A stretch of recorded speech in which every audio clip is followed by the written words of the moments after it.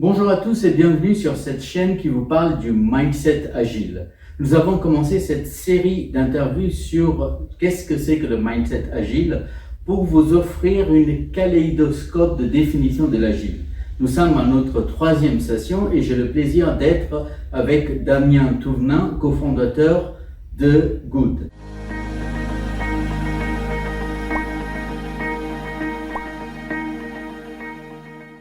Bonjour Damien. Bonjour David. Bienvenue sur cette chaîne. Merci de me recevoir. Je suis très flatté d'être dans les tout premiers interviewés. Très bien. Écoute, question. Qu'est-ce que c'est que le mindset agile? Pour vous, société de conseil en management et agilité, vous rencontrez beaucoup d'entreprises, beaucoup d'environnements différents. Est-ce que tu pourrais nous parler du mindset agile? Comment tu le définis? Oui, écoute, moi j'aime bien définir les choses en revenant aux mots, en décomposant, en cherchant le sens des mots.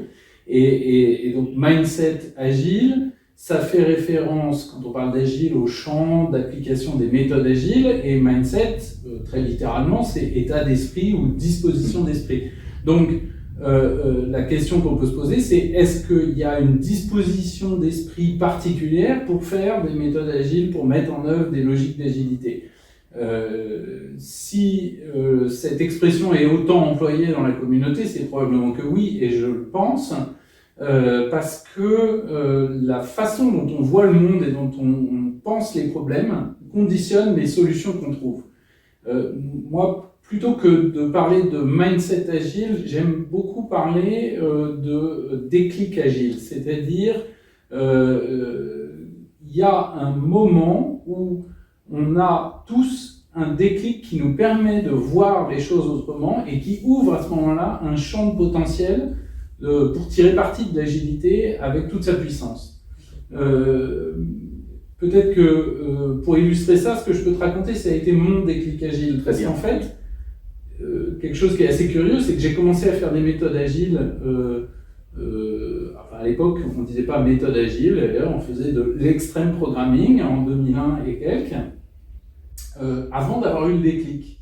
C'est-à-dire que moi, j'ai une formation initiale d'ingénieur en génie logiciel. Toute ma formation a été comment est-ce qu'on mène des projets informatiques pour les mener à terme dans les budgets, dans les délais. Et du premier jour de ma carrière jusqu'à mon déclic, tous les projets que j'ai menés, auxquels j'ai contribué d'abord en tant que jeune ingénieur, puis après en tant qu'architecte, en tant que chef de projet, étaient tous ou en retard ou en dépassement de budget et généralement avaient une partie assez conflictuelle avec le client. Et pendant des années, j'ai cru que c'était parce qu'on n'était pas rigoureux dans la méthode. Moi, j'avais appris une méthode à l'école, très structurée, avec l'expression de besoin, l'analyse du besoin, la conception détaillée, enfin la conception générale, la conception détaillée, les tests, etc. Et mon déclic, ça a été en mars 2003. Je crois que c'était mars, en tout cas c'était le week-end de Pâques. On avait, à l'époque j'étais dans une boîte qui informatisait des industries agroalimentaires et on avait mené un très gros et très beau projet d'informatisation de la criée du Croisic. Et pour une fois j'avais le sentiment que là on avait été carré, nickel sur la méthode et qu'on avait tout bien fait. Et vraiment, on avait tout bien fait. On avait fait une super analyse du besoin avec les clients. On avait construit un cahier des charges de 600 pages qu'on avait relu page à page avec les clients, avec les utilisateurs. Ils avaient signé en bas. On avait conçu tout le système. On l'avait monté à blanc dans un entrepôt, fait tourner à vide pour former les utilisateurs parce que c'était un système complexe où il y avait des convoyeurs, il y avait des systèmes de boutons d'achat électroniques, etc. Et pendant le week-end de Pâques, comme c'est un week-end de 3 jours, on a démonté l'ancien système, mis en place le nouveau système de vente aux enchères, et le mardi matin, à 4 heures du matin, les bateaux ont commencé à débarquer, on a pesé, étiqueté, mis au catalogue de vente tous les lots de produits, et puis la vente a démarré. Et la vente a démarré, elle a bien démarré, la première demi-heure, ça se passait nickel, les gens achetaient avec leurs boutons. Ça faisait monter les enchères, c'était adjugé, le convoyeur envoyait ça dans le box du marailleur qui avait acheté, ça marchait super. Tout fonctionne. Tout fonctionne. Et au bout d'une demi-heure, Alors, il faut savoir que dans une criée, en fait, on commence par vendre les espèces chères qui se vendent quasiment à la pièce. Tu vois, le homard, la langoustine, la crevette grise, etc. Puis au bout d'une demi-heure, on arrive sur toutes les espèces de masse, de volume. D'accord. Le colin et les choses comme ça. Et le crieur, donc la personne qui dirige l'enchère, se retourne vers moi et me dit « Damien, c'est quoi la touche pour allotir ?» La quoi? La touche pour allotir. Je lui dis, c'est quoi ça? Ben, il dit, là, j'ai 700 bacs de colin, je veux les vendre ensemble. Je dis, ben, ça fait pas ça. Il dit, mais si ça fait pas ça, on peut pas faire la vente. Je lui dis, comment ça, on peut pas faire la vente? Ça fait une demi-heure qu'on l'a fait. Il dit, non, mais là, il est 6h30. Si on les vend pièce à pièce comme ça, on est encore là à 11h du matin et à 8h, tout le monde est parti pour faire les marchés. Et là, c'est là que j'ai eu mon déclic. Bon, alors l'histoire c'est bien fini, on a arrêté, ils ont vendu à la voix, on a fait un patch et on a corrigé hyper vite, et comme on était en extreme programming, on était sous test, ça allait vite, on savait faire une bonne qualité de logiciel. Il n'empêche, c'est là que je me suis dit, en fait, le problème c'est la méthode. C'est la façon dont on envisage le truc. C'est-à-dire que jusqu'ici, je pensais qu'on avait mal compris le besoin, mal spécifié, mal machin. Là, on avait tout fait carré, nickel, on avait mis les utilisateurs autour de la table, on les avait formés, mais ce truc-là était spécifique à la criée du Croisic, était connu comme le loup blanc par tout le monde sur place, donc ils n'ont pas pensé à nous en parler parce que pour eux c'était une évidence. Absolument. Nous, on faisait la moitié des criées de France, mais c'est la seule qui fonctionnait comme ça. Donc, on n'a pas posé la question de est-ce que vous avez un truc comme ça? On ne savait pas que ça existait. Tu ne peux pas savoir ce que tu ignores. Tu vois ce que je veux dire? Absolument. Et donc, là, c'était vraiment, je me suis dit, en fait, la méthode ne marche pas. Et là, il y a eu un truc qui s'est déclenché et qui m'a ouvert la voie. Alors, on faisait déjà de l'extreme programming, mais du coup, ça m'a ouvert la voie à cette logique de dire, en fait, ça ne sert à rien de faire un plan pour imaginer ce qui va se passer. En tout cas, c'est utile de faire un plan pour imaginer ce qui va se passer, pour anticiper des choses, mais ça ne sert à rien de croire que c'est ça qui va se passer. C'est la réalité qui nous dit, exact. Et la réalité, elle est complexe et elle résiste. Voilà, tu fais tes... Et donc, pour moi, le déclic agile, c'est ça, et ça conditionne toute la logique d'agilité, c'est-à-dire que tu peux être expert de l'extreme programming, de Scrum, de tous les frameworks d'agilité que tu veux. Si tu n'as pas en ton fort intérieur compris, intégré qu'à un moment ou à un autre, tes plans les plus aboutis, les plus perfectionnés, les plus sensés, en fait, la réalité va résister à ton plan et qu'en fait, c'est une illusion d'imaginer que tu peux contrôler l'avenir en le planifiant, eh bien, tu ne tires pas vraiment parti de la puissance de l'agilité, tu fermes la porte à la découverte, à l'expérimentation, à l'apprentissage par la réalité, par le terrain. Et donc, cet état d'esprit à l'agilité, c'est cette bascule qu'on retrouve dans la façon de piloter un projet, dans la façon de manager une équipe, dans la façon de penser la stratégie de l'entreprise, dans la façon de concevoir l'organisation de l'entreprise. Donc du coup, en fait, pour toi, cette bascule, parce que le déclic, c'est qu'une bascule, c'est venu par l'expérimentation, pas tellement par la théorie, parce que vous aviez fait un cahier des charges, vous aviez déjà de l'expérience sur les différents criers de France, donc c'est vraiment l'expérience sur le terrain qui t'a permis de basculer vers de l'agilité.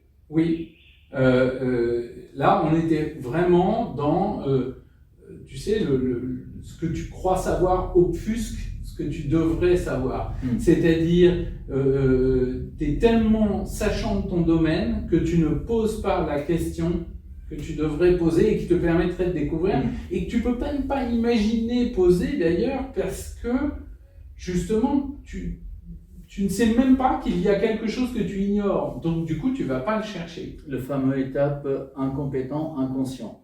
Je suis inconscient de compétences que je n'ai pas encore. Oui. C'est les unknown unknowns de Rumsfeld, voilà. Et donc, je crois que ça, c'est très déterminant.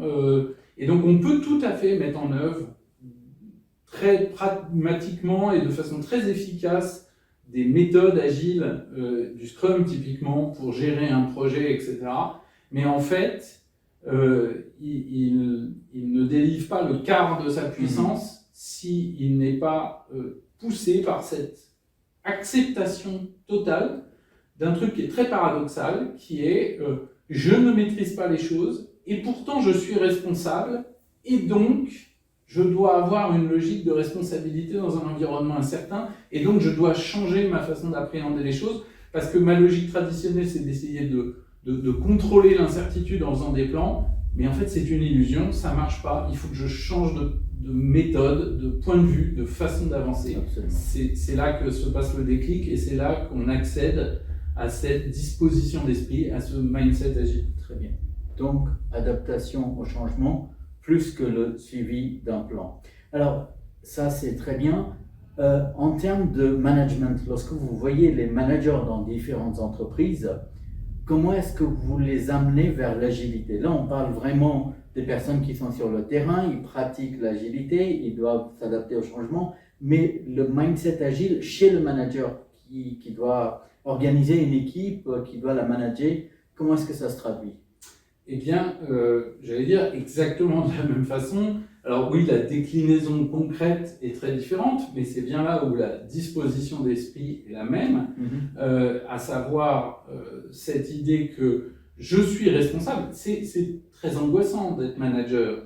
Et dans un contexte d'équipe à qui on doit donner de l'autonomie, et je le dis volontairement comme ça parce que c'est ce que vivent beaucoup des managers que je rencontre, c'est-à-dire qu'ils sont managers d'équipe et la direction, la DSI, la direction technique a décidé de fonctionner en méthode agile et ils se voient imposer une sorte d'injonction et on leur dit il faut que vous développiez l'autonomie de l'équipe, il faut que vous laissiez l'équipe s'auto-organiser.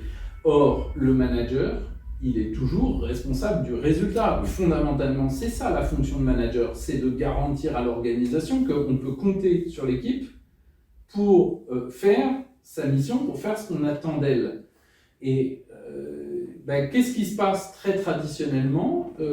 Je me retrouve avec cette espèce de double injonction de je dois laisser l'équipe être autonome et d'un autre côté, je dois assurer les résultats. Oui. C'est très très angoissant. Alors, ce qui se passe très souvent, c'est qu'on fait des espèces d'effets de balancier où je vais laisser l'équipe faire en étant un peu inquiet, pas très rassuré, etc.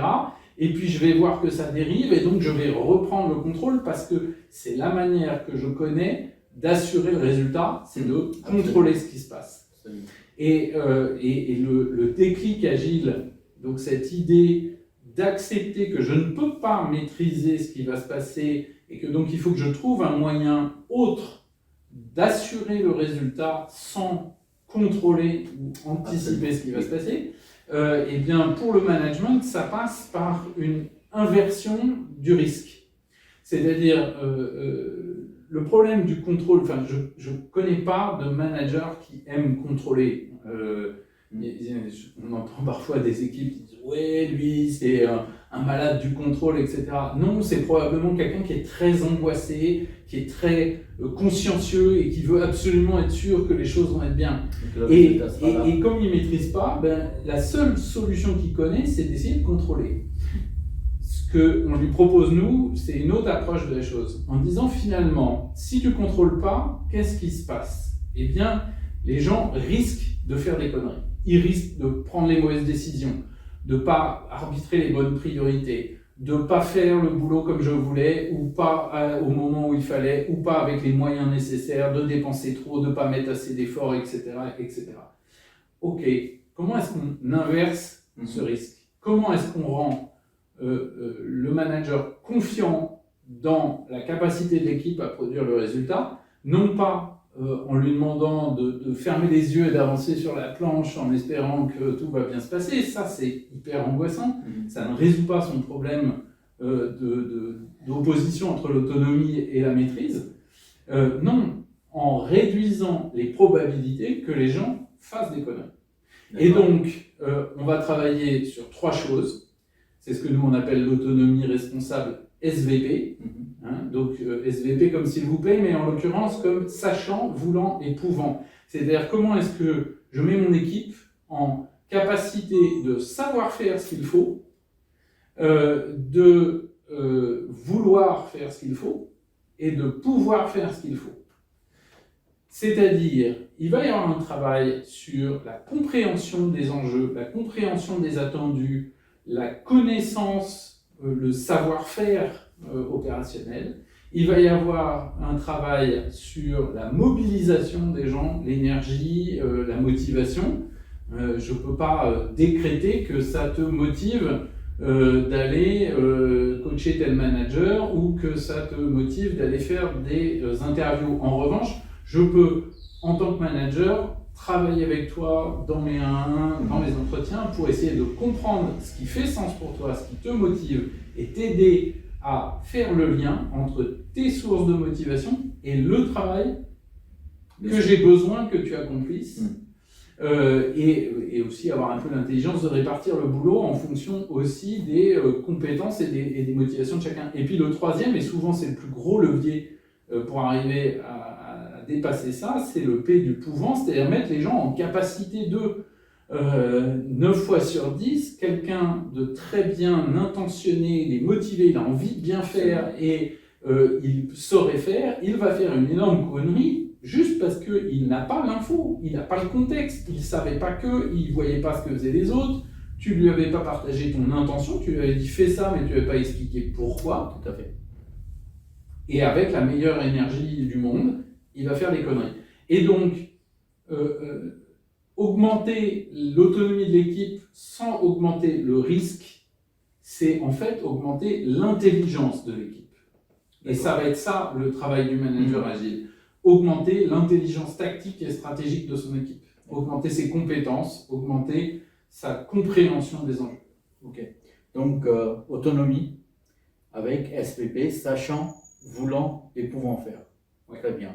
En augmentant ses compétences, en lui donnant les champs, ouvrir les champs des possibles pour qu'il puisse aller faire les choses et lui donner de la visibilité, de la vision pour qu'il soit motivé à faire le travail qu'il a à faire. C'est tout à fait ça. Et pour le manager, enfin moi je suis passé par là, hein, j'ai été jeune manager à l'époque des Criers, j'ai été manager, j'étais le directeur technique de cette équipe.